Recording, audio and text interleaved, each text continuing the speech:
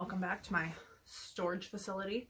We are here with our next installment of 26 and 21, which is going to be a little different than the previous ones because there's no written pattern for this one. So today I'm going to be starting a onesie quilt for a friend of mine that I graduated from college with. She sent me a message early on this year that her and her husband had collected some onesies even before she was pregnant with her little one, that she was interested in having turned into a memory quilt. And the onesies came from different places that she traveled, stateside as well as international. And so the plan now is to turn these into a little memory quilt for this little guy. So she sent me some onesies. She sent me some super cute little blankets that she had as well, receiving blankets, and asked me if I could do something. And I was like, yeah, that sounds super cute and super fun. So I've got all the onesies. I've come up with my own layout. Traditionally, I'm used to doing the t-shirt quilts, which are a lot bigger in size. I can get at least like a 12-inch square, but because these are smaller onesies, there's a different size to them.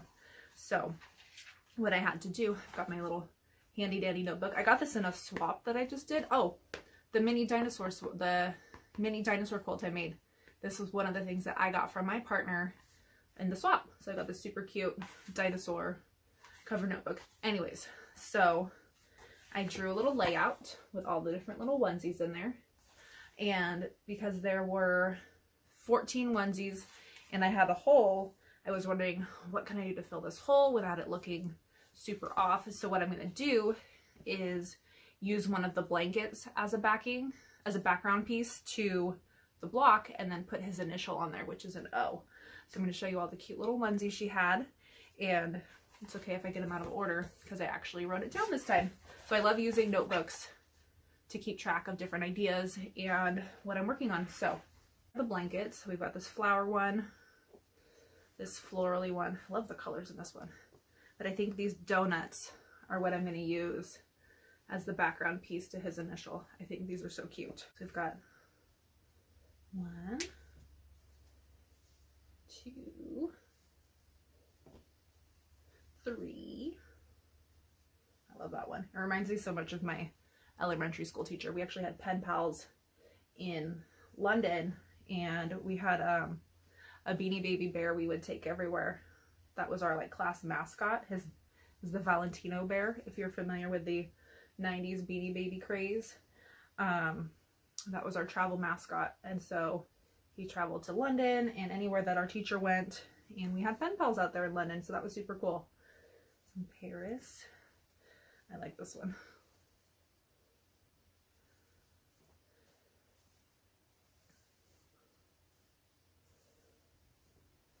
Got a cute little t-shirt that says "Be kind" on it. I like this one too. I love how simple it is.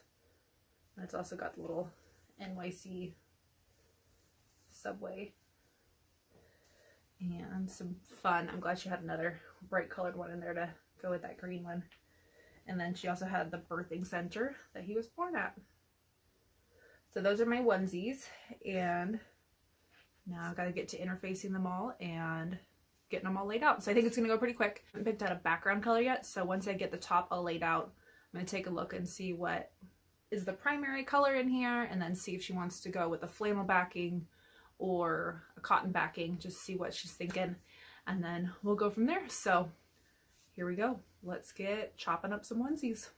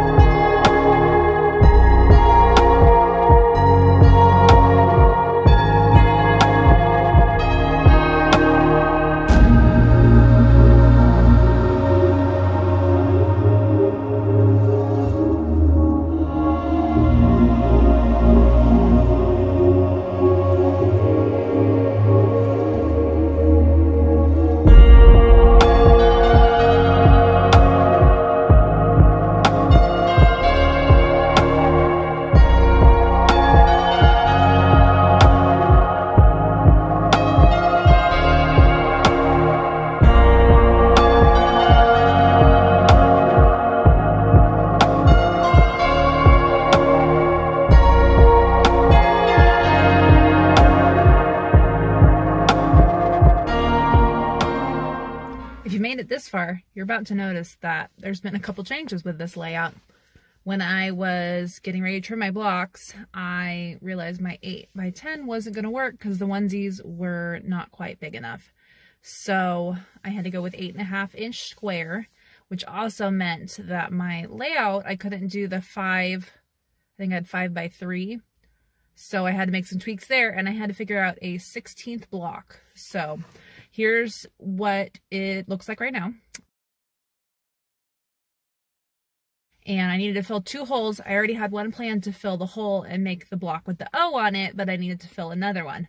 You're about to see me use my Wonder Under skills and do a little appliquing of some little details off the back of one onesie and the sleeve of another onesie to fill in a little block to make it not be plain. So back to where we're going.